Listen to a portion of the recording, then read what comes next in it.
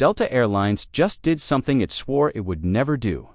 On January 13, 2026, Delta signed a deal to buy 30 Boeing 787 Dreamliner, billions of dollars.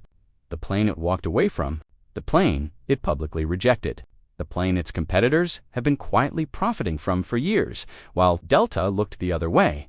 And the question nobody is asking out loud is, what exactly took so long? Because this isn't a story about an airplane order. This is a story about pride, and the moment a company realizes that pride is costing it money, it can't afford to keep losing.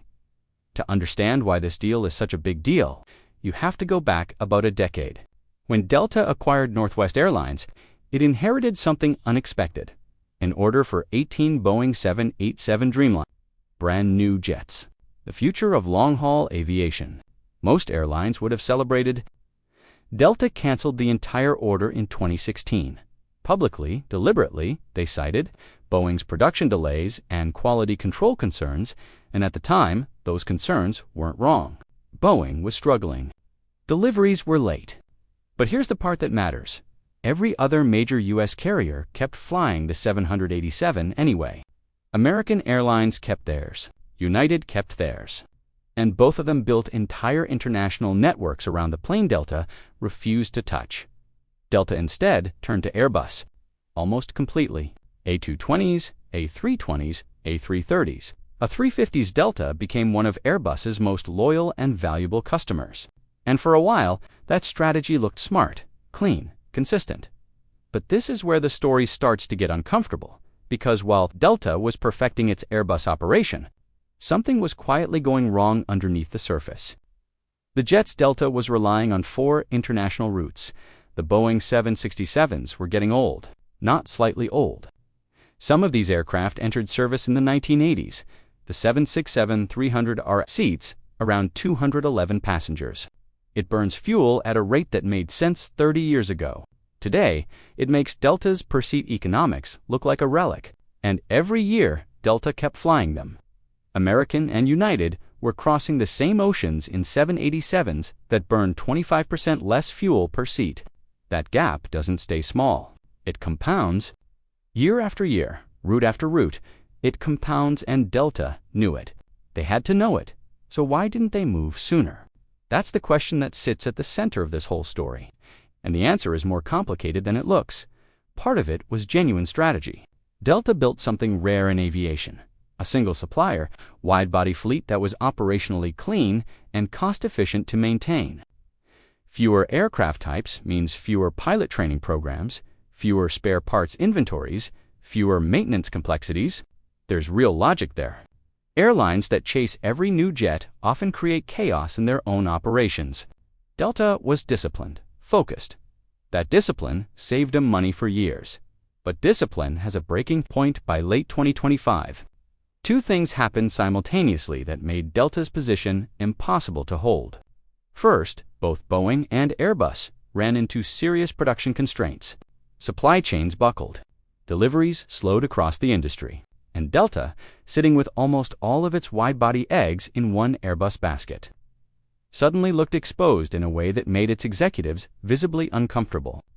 CEO Ed Bastian said it plainly to analysts, and this is the line that tells you everything. It is pretty tough to operate, being reliant on only a single source provider. That sentence, coming from the man who led Delta's Airbus-first era, is a confession, not a crisis. A confession, the kind that only comes after a long private reckoning. The second thing that happened was harder to ignore. Delta's own numbers started telling a story with very clear implications. Premium cabin revenue jumped 9% in the fourth quarter of 2025. Main cabin revenue fell 7%. The travelers Delta most needs to serve the ones buying business class suites and premium economy seats on transatlantic routes. Those passengers were growing fast, and Delta did not have enough of the right aircraft to capture that demand at scale. Here's where the 787-10 becomes the only answer that makes sense. Delta can't simply add more flights to London. Heathrow operates under a regulatory cap of approximately 480,000 aircraft movements per year. The airport is essentially full. Delta cannot buy more slots without taking them from a competitor, which is expensive, slow, and uncertain. The only way Delta grows its London revenue is by putting more seats on the flights it already operates. The 767-300ER carries around 211 passengers. The 787-10 carries approximately 330, same slot, same runway, same gate, 50% more seats filled with the premium passengers. Delta's business model increasingly depends on that. Math doesn't require a strategy consultant. It requires a decision, and Delta finally made it.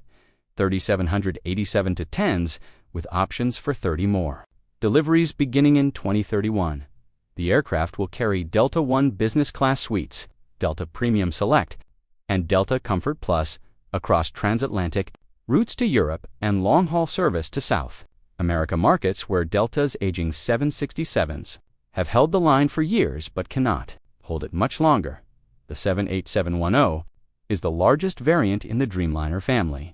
It's built with a composite airframe that resists corrosion, requires less frequent heavy maintenance, and was designed specifically to reduce the fatigue passengers feel on long overnight flights, larger windows, lower cabin altitude, higher humidity. These aren't marketing details. For an airline competing for premium travelers who have choices, they matter. Delta also specified GE's Jenks engines for the aircraft, locking in a power plant relationship that extends their supply chain diversification beyond just the airframe manufacturer. Here's what doesn't get said in the press releases: that this order doesn't solve Delta's problem today, or tomorrow, or next year.